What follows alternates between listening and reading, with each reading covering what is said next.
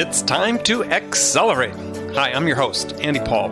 Join me as I host conversations with the leading experts in sales, marketing, sales automation, sales process, leadership, management, training, coaching, any resource that I believe to help you accelerate the growth of your sales, your business, and most importantly, you.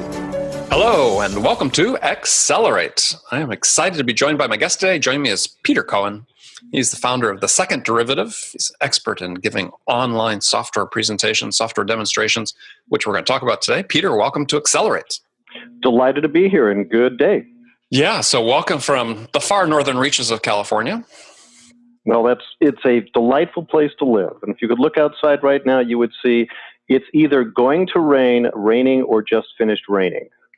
And it's that way most of the time, you're saying? Much of the time, yeah. Much of the time. So the attraction of being up in the north woods of California, you're up in Arcata.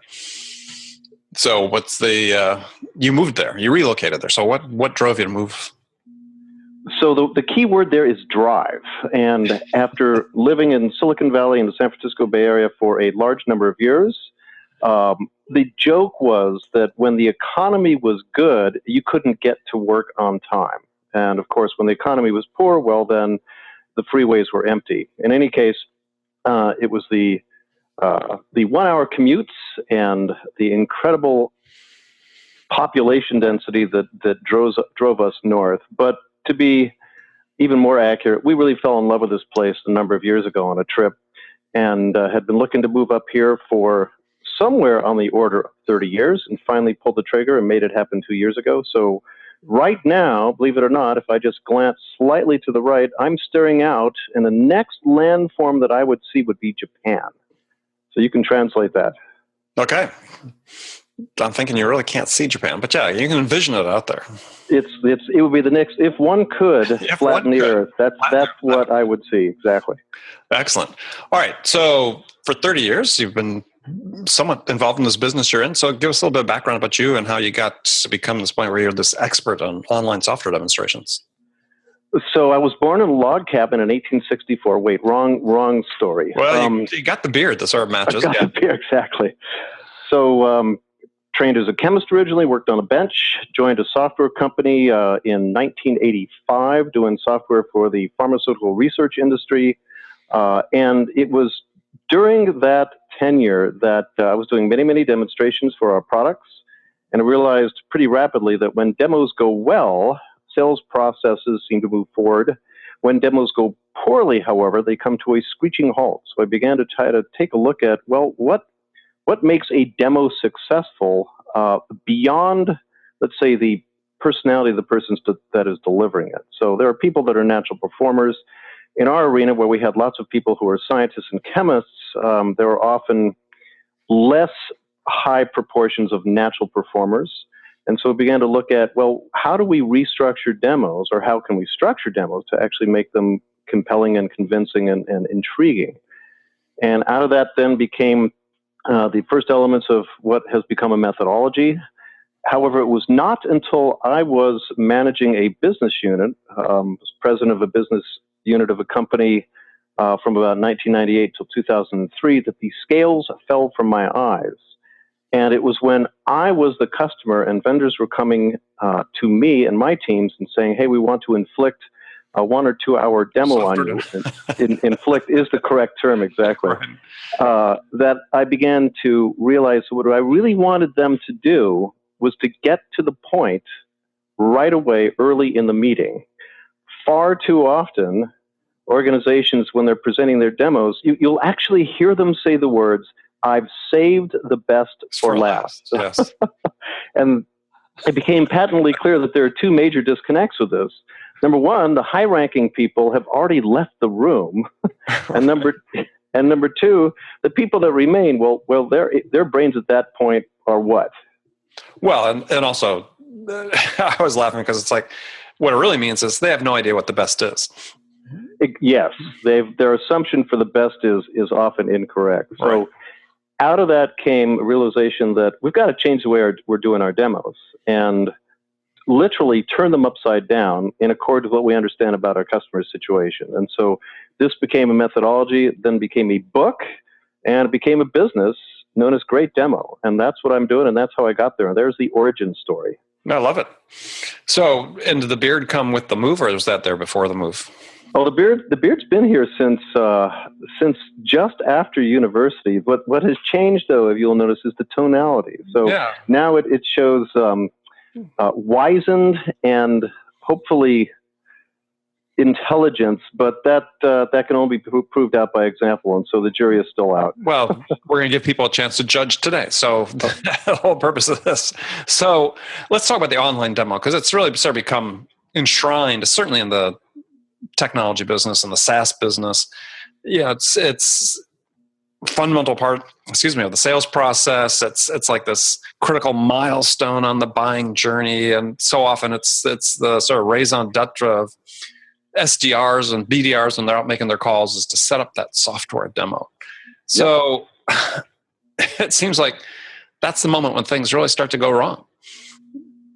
So let me tell you a story. I do to prepare for the workshops that I deliver, which are either face-to-face or over the web. I ask my customers to share typical demos from their team members to me, so that I can get an idea of how they're demoing today and some of the key moving pieces and deliverables of their software. And I just ran an experiment. I had already seen a couple of this particular organization's demos, and they were repeating. They clearly had a standard demo that each pre-sales person would present to their audience. And so this gentleman starts a demo, and he starts off by saying the classic words, "Can you see my screen?" And my answer typically is, "I'm not sure, what should I be seeing?" And he said, "Well, I've got a blue thing over here and a red thing over here." And I went, "Yeah, okay, I see that." And then he dove in, and the mouse swept across the screen. Words flew from the speaker. And after about 12 minutes, and I time things, he says, "So, are there any questions so far?" And I said, "Nope, I'm good." And he plunged back in, and the mouse moves, and the voice rants away. And I'm holding in my hand a coffee cup, and it grew empty.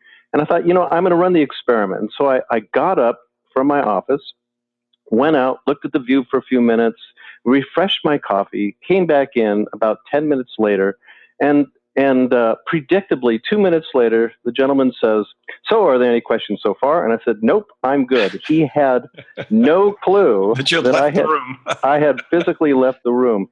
And with all due respect, that is the traditional online demo. It's very low interactivity. The audience may or may not be paying any attention whatsoever, as is probably what's happening today in our podcast. And you have no clue because you're not reaching out and finding ways to interact with them. So one of the mainstays of what we teach is to reconstruct your demo, so the most important stuff is up front. That helps. But then we also talk about, well, how do you drive interactivity when you cannot see your audience? How do you be a Ray Charles and embrace that audience, even if you're, if you will, blind with respect to your delivery? So that's what we do. Okay, interesting analogy. So, but there you go. There you go. Right, for people that are watching this, they got to see that. Covering my eyes. Let's sort of start with. It seems like there's a couple different motivations we oftentimes see for demos. In some cases, it seems like, this is somewhat unintentional, I think, is people use demos as discovery tools. So I would say, as opposed to a, hey, we're trying to convey a point about the discovery we've already done. So I would, and this is excellent, I would suggest that there are 3 types of demos, one of which you should never do. Okay. The first type of demo is without question the best type, and it's when sufficient and substantial discovery has been completed. You've talked about the customer's needs, you've matched them up with your capabilities, and the customer says, "Wow, this sounds terrific," and they say, "Could you please share a demo which you've just talked about?" We refer to those as technical proof demos, and those are the best types of demos to do because now you know exactly what you need to show. You're just working down the list of capabilities you've already talked about, and the customer's already agreed this is what they're interested in seeing. Right. Best type of demo.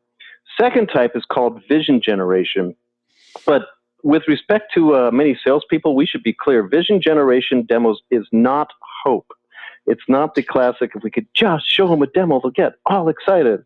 No. Vision generation is just enough. It's an appetizer, just enough for the customer to say, oh, okay, I can see where this could go. And therefore, to open that customer up to be receptive to do some substantial discovery. When I counsel people, I suggest that a vision generation demo should be no longer than 4 minutes, just enough for them to say, oh, that looks rather interesting. But then you put your software aside and you start asking questions, because they've got a vision now of what's possible, and they should be willing to share some information about their particular and specific situation. Right. So I call that a mental test drive. You give them enough so they can take a mental test drive. They can sit behind the wheel, feel the seats, feel the leather-wrapped steering wheel, and start to envision themselves driving down or north on 1 toward Arcata with the wind blowing through their hair. There you go. And I would suggest don't get the don't get the convertible in this case. But in any case, okay. So the third type of demo that I don't recommend is often referred to as an overview. Just give us a product overview. Just give me an overview demo. And these go by a variety of names. Any clues as what some of them might be? I'll help. Show up and throw up. Well, you're going there. Yeah. Pray and spray. Spray and pray. One I coined recently is the IKEA demo. Which is? It's just like an IKEA. You go into an IKEA to try to find something, and then how do you get out? Well, you got to go through all these aisles. Right. I've heard that there are secret exits, never found them. This is also known, there's a woman that I was doing a workshop in Frankfurt, and she says, oh, this is the harbor tour. And I'd never heard this term before. Like that. I said, what? Yeah, I said, what do you mean? She says, you take the customer, you put them on the boat, and by the way, they cannot get off. Right. And you drive them around the harbor for 3 hours, continually asking them, so have you seen anything you like so far? Well, yeah, unfortunately she's wrong. So they can get off, and they oftentimes do mentally, right? They jump ship, yeah, exactly. So the guidance is simple. You should be doing either vision generation demos, which are brief and discrete, as you point out, just a very short test drive, a sample, or a technical proof demo where you've already done discovery, and that's what we teach. So you could actually do both those, right? You could start with the vision generation. That opens the door to discovery, as you talked about. You do discovery, you come back, technical proof demo. And that is a very reasonable process to follow, exactly. So then let's say we've gone through that process. Let's say we're getting ready now for the technical proof demo. What are sort of the key elements of a great software demo for you? So key elements of a great software demo. There's sort of the what and the how. And the what has to do with the customer's specific situation. And we teach an idea we call a situation slide, which is a structured way of capturing and recommunicating the key elements of information you pulled out of discovery. So for an example, for an individual job title, that person has a top-level goal or challenge that he or she is looking to achieve. So for example, if you've got a VP of sales, by definition, that person's top-level challenge is making his or her quarterly and annual numbers. So that's the top-level challenge, a critical business issue. Underneath that are a series of problems or reasons that are making it hard for that person to make their numbers. And it could be a range of factors. It could be their industry's challenge. They've hired a bunch of new people. It could be 100 different things. Mm-hmm. That's the general pain portion that people tend to uncover in discovery.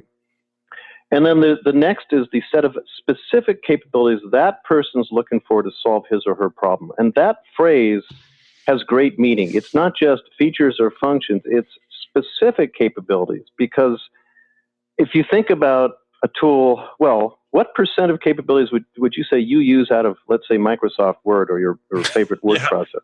Yeah, I mean, general tools, it's single-digit fraction, right? Right. And can you imagine a demo where somebody felt obligated to show you everything in Word? Yeah, so it's good, right? So it's the subset of those that you've understood through discovery questions that this customer is interested in seeing and needs to see to feel comfortable. That's the specific capabilities. And that's one of the hallmarks of this whole methodology, is you're only looking to show the capabilities that are relevant for this particular individual. And it's an act of true discipline to hold the balance of your software behind your back. And this is, I'd say this without question is one of the biggest challenges that people that do demos face is they love their software and they want to show all the cool and groovy things that they love. But the risk, of course, is your customer interested? So specific capabilities are what we're looking for. And then there are two other components having to do with what's the value associated with making the change, and is there a critical date or compelling event that's going to cause this customer to say, I need to have a solution in place by this date. So the start of the demo is actually reviewing the customer's situation, and in particular those 6 elements to make sure you've understood things correctly. And that's the starting point. It's all about the customer and the customer's situation. So it seemed like one of the ways to really enforce the discipline about holding back is to structure the demonstration as a story, right? Because story, beginning, middle, end, you've got points you're trying to create, convey, and when you're done, you're done. So this is an interesting conundrum because many senior managers will say, wrap a story around your demo. And what most people translate that to mean is some kind of end-to-end story of I start here and then I do this and I do this. And the way that a lot of people phrase this is it's a day in the life. Well, that's not a story, that's torture. No, that's torture, right. So the best kinds of stories often are how other customers in similar situations have solved similar problems. And so customer success stories are often a great way to, in particular, actually introduce a vision generation demo. So, let me share with you how we've helped other customers in similar situations address some of their issues. Here's some of the things they were looking for. We provided those capabilities. They saw these delightful results. And here's the kind of thing that it looked like at a high level. So that's one small example of a story. So you're saying that's more effective in that short vision generation than trying to sustain it through a technical proof demo? Oh, definitely. Now there's another structure that we can use, which is directly associated to storytelling, and it comes out of the newspaper industry, and it's the idea of the inverted pyramid. And Andy, are you familiar with that? Not in the newspaper context, no. But go ahead, enlighten us. So inverted pyramid, when you read a newspaper article, the first thing you do when you read a newspaper is you scan for headlines and pictures, and they're designed to grab our attention, to draw us in. And that's the first element of a demo. We model that same idea. We present a compelling screen, or let's say, compelling screen out of the software that, as it's described by the presenter, is designed to cause the customer to say, wow, that looks really terrific. How did you do that? And so, like a newspaper article, the first paragraph in a newspaper is really the crisp summary of what's in the balance of the article. And you do the same thing in a demo, just a very rapid pathway through, here's how you get to that compelling illustration, that payoff screen. Customer, if they're interested, will then start asking questions, and the way a newspaper article is designed to be read follows exactly the way we suggest that demos should be prepared and delivered. So most readers for most newspaper articles never read, in the U.S., never read beyond where it says, please turn to page 4C. We read it as much depth as we have interest. Then we pop up and start scanning for that next article, then that next headline. That's called inverted pyramid. And it is a way of presenting information in essentially a different format of a story. It says, let's do the most important stuff first, and then as we get deeper, we'll go to finer and finer levels of detail in accord with what the customer's depth and level of interest is. So that's the structure of the story that we teach. Right. And so what you're saying, though, is you're laying out a structure saying what we're going to do is we're going to be prepared to cover the entire inverted pyramid, but there's a logical breaking off point that's going to occur before that, which could be at the end of page 1, as you talked about. But we need to be prepared to go deeper if necessary. Absolutely. And one way to think about this is if you're presenting to a senior executive, you may never actually touch the live software. All you may need to do is to review their situation and show a few compelling screenshots, describe what that person is seeing. Pardon me? Or reports. Or reports, exactly. Yeah, the end result this person's looking for. And they ask a few questions, and they very typically will say something like, they'll look at their watch and say, folks, I'm comfortable, I'm convinced, I've got another meeting I want to go on to. You guys can stay here and torture the vendor as much depth as you like, but I'm comfortable to proceed. So the executive's demo may only be a few minutes long, 5, 10, 15 minutes, not unusual. Now you've got middle managers that you want to address. Their demos are likely to go into a little bit more depth. And then the next group will be the staffers who are thinking, oh God, I've got to use this software.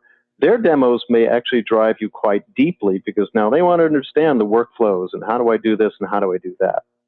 But that's the generalized structure. What we're trying to do is get away from the ancient Gordian knot of trying to embrace all three constituencies with a single looping back and forth, tortured, layered demo.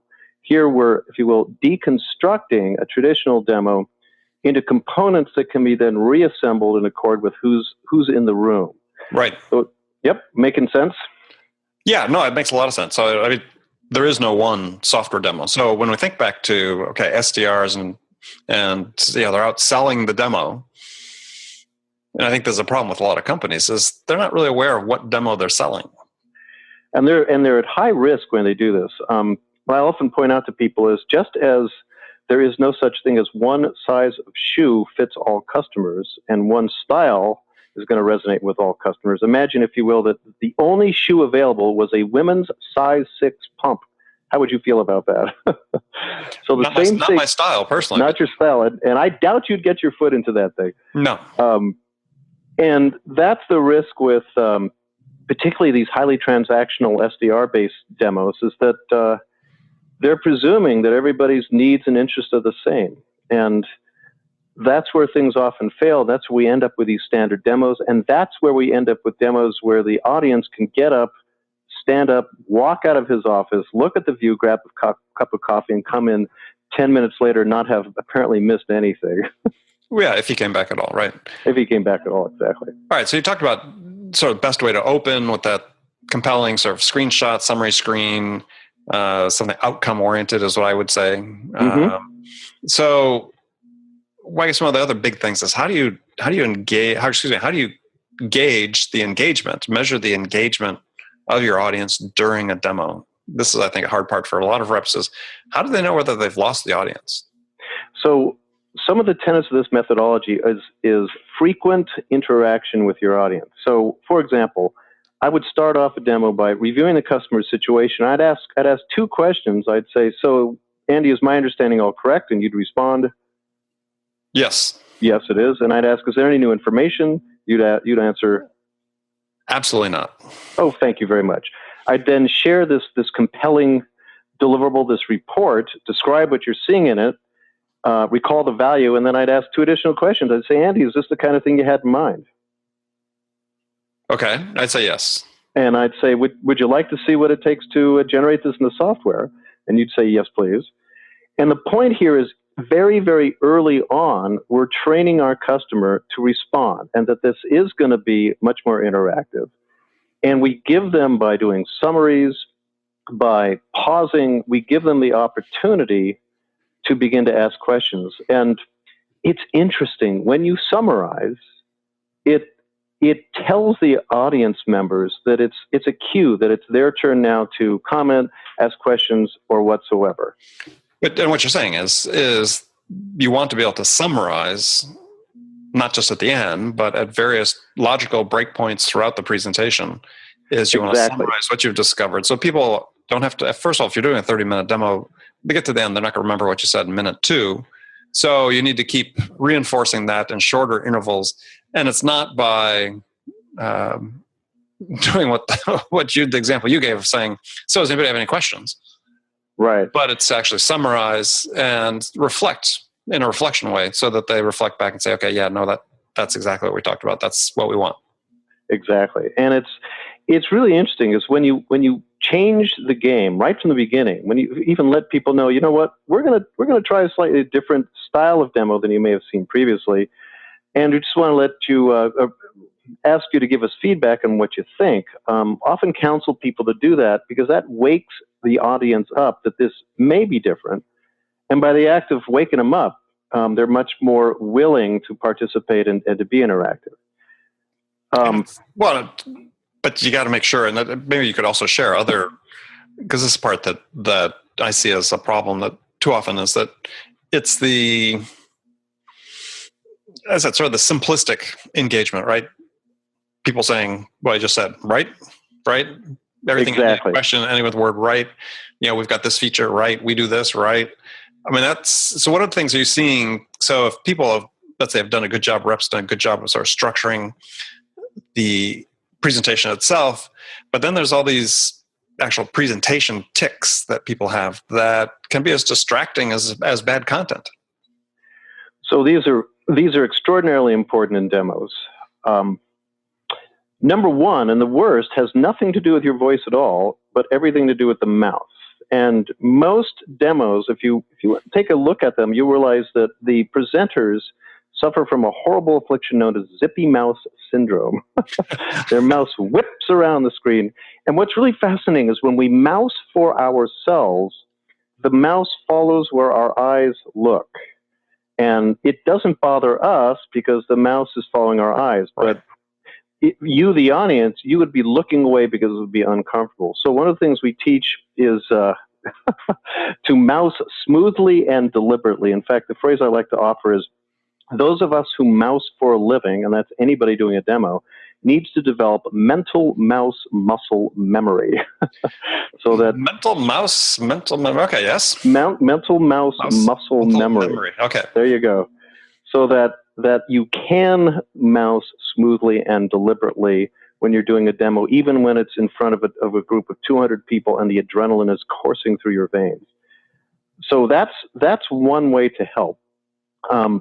I should comment that when you're operating over the web, there's a tendency for people to ignore all the capabilities that are in WebEx and GoToMeeting and all the other tools. They simply say, can you see my screen? And then they start mousing and talking. There is a rich set of other tools. There's annotation tools, there's the raise hand, there's whiteboards, there's chat, there's all these functions that by and large are ignored when people are presenting over the web, that you can take advantage of and should take advantage of to help drive that interactivity. So for example, you've presented a couple screens, you're in the software, you stop, grab an annotation tool, and you highlight the number and the column that you're describing with the annotation tool, saying, so these are the numbers that are really most important. And then when you ask something like, are there any questions so far, which is a horrible question, but it is what it is, it's much, much more likely that your audience is going to say, oh, okay, yeah, now how did you generate those numbers? Or they'll ask something that's actually meaningful as opposed to responding, nope, I'm good. Well, I mean, it seems like you can actually, to your point though, you can actually avoid in its entirety asking, does anybody have any questions so far? I mean, so if you're doing a good job of summarizing, I mean, you can ask questions specifically about what you've just had on the screen. That's going to be more effective than sort of this general request for questions, which typically people don't respond to. So complete concurrence. I'm nodding my head violently in agreement.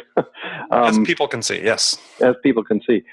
I think it was John Medina in his book, Brain Rules, that realized and articulated that the typical adult human brain can only pay attention for about 10 minutes before it needs to be refreshed in some way. And keeping that in mind, even 10 minutes is a very, very long period of time when you're doing demo and on the receiving end. But if you keep that in mind, that you've got to do something to refresh your audience every few minutes, that helps with the whole concept of driving interactivity. Well, but you really, bring up a great point, which is that if we look at this 10 minutes as sort of a benchmark, there is a determination on the part of many companies is that, yeah, our software demo, our technical proof demo is 20 minutes long. And, I encourage people to say, well, maybe we have to have two separate demos.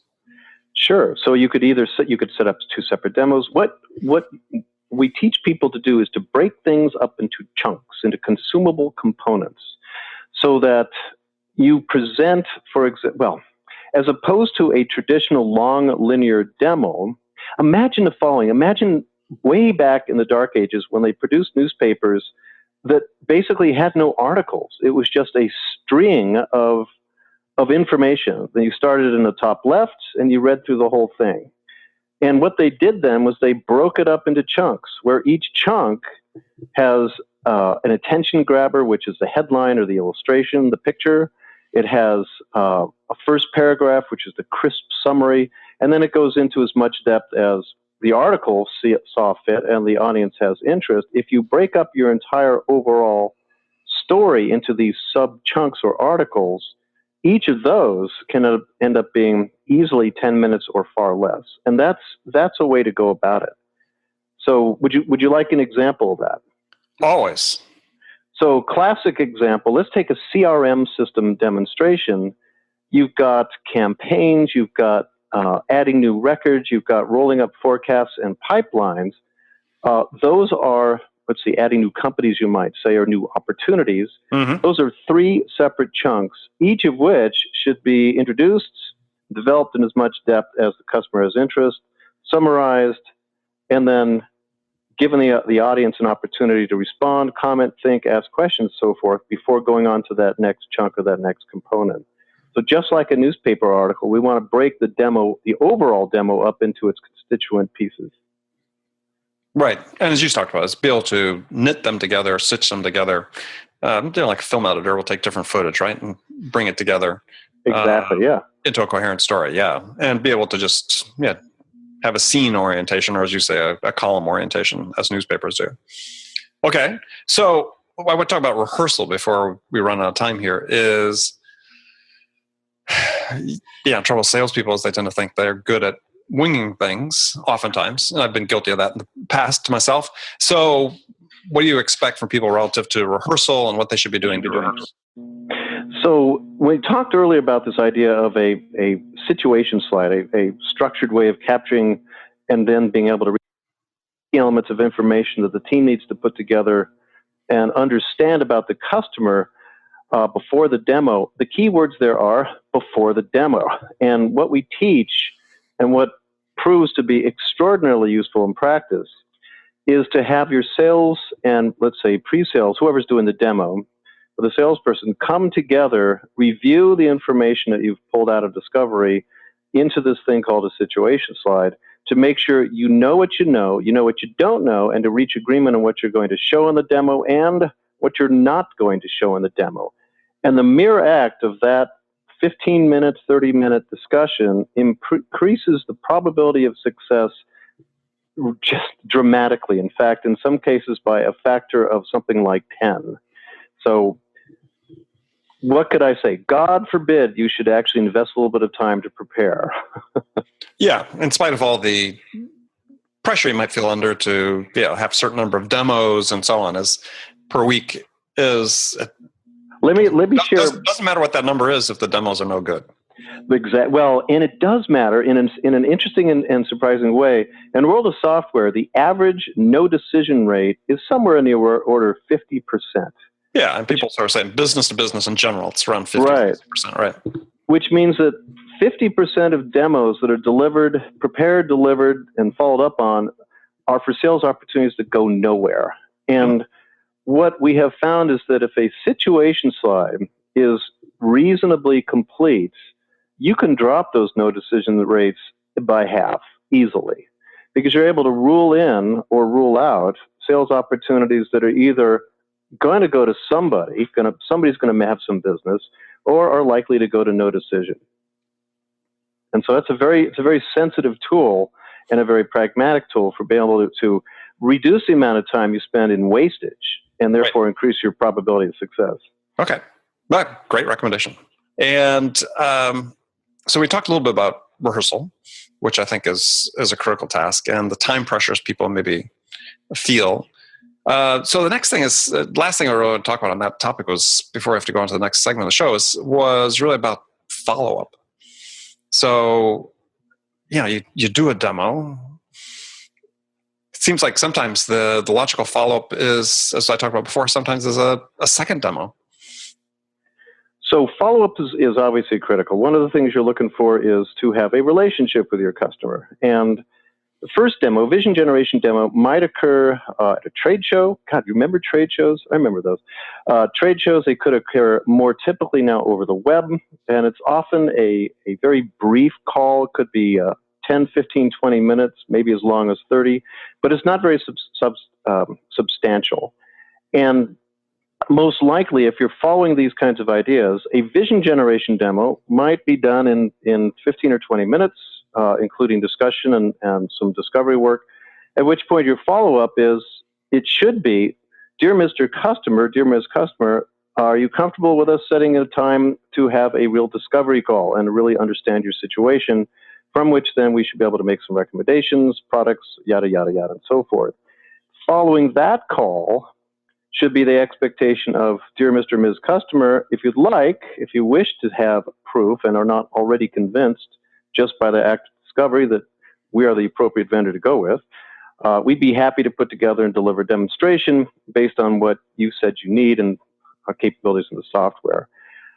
Now, what about follow-up from that meeting? In the best cases, you should, how do I want to phrase this? With customers that are, let's say, early majority in the Jeffrey Moore vein of thinking, you may be done. And in fact, the desire is to, as much as possible, to use the least expensive form of proof to complete a sales project. So best form of proof is simply a reference call, and that may be all that's needed. Vision generation may be sufficient for some high-ranking folks. Most typically, people in that early majority need a technical proof demo. They want to see the capabilities in a real-life demo. Question of the follow-up then becomes, well, what else is needed? And in many cases, a customer is going to say, well, we love the demo, but our environment is unique, our situation is specific, and we need a deeper level of proof, in which case they're effectively asking for some kind of trial or proof of concept. And what we're trying to do is to help people focus away from having to do those kinds of investments, but you can follow some of the same elements of the methodology and manage those processes. Follow-up has to do and post, let's say, technical proof demo with, generally speaking, three things. Number one, any questions that were queued up and parked for later that you'd promised to address, and those are typically may have to do with capabilities you weren't sure about or implementation issues or whatsoever. Number two has to do with the business side of things, which is typically the salesperson's follow-up. So, dear Ms. Customer, we believe we've shown you everything you need to see. Is there any reason why we shouldn't get going right away? And let me go ahead and send you the license agreements, hopefully. The third item is something that actually could occur at the end of a technical proof demo. It often does. Even better, it could occur at the end of discovery, but it's more rare that it does. And that's establishing a transition vision. Now the customer has seen this glowing demo, this glorious demo, establish a transition vision of how the customer now can move from where they are today, their painful, bloody state, through deployment, all the way to the point in time where they're able to see and enjoy a small internal victory using the system. That's called a transition vision. And that's a terrifically important follow-up item that is, in most cases, by most sales teams, never done, and can be competitively differentiating just through the act of doing it. So let me pause there and ask, does that all make sense? Do you have any additional questions I can answer? Absolutely. All right. I love the transition vision. It's a great way to sort of end on that. And so moving to the last segment here, which is time we have left, a few minutes, has got some rapid fire questions I ask all my guests. And so the first one is, when you, Peter, are out selling your own services, what's your most powerful sales attribute? Discovery, without question. I've had customers say towards the end of the second or third even discovery call, I've had them say, you've already closed me. To which my response is, no, I didn't, but thank you for sharing. Yes. But sales, in my opinion, sales opportunities are won and lost in discovery. That's the most important portion, and I think that's something that we can all do better, but I think I've learned to do it moderately well. Okay. Who's your sales role model?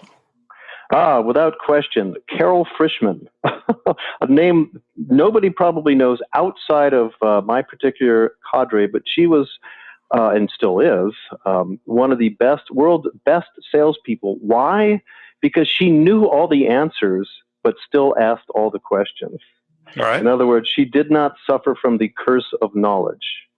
What a delight. Love it. All right. What's one book every salesperson should read in your mind?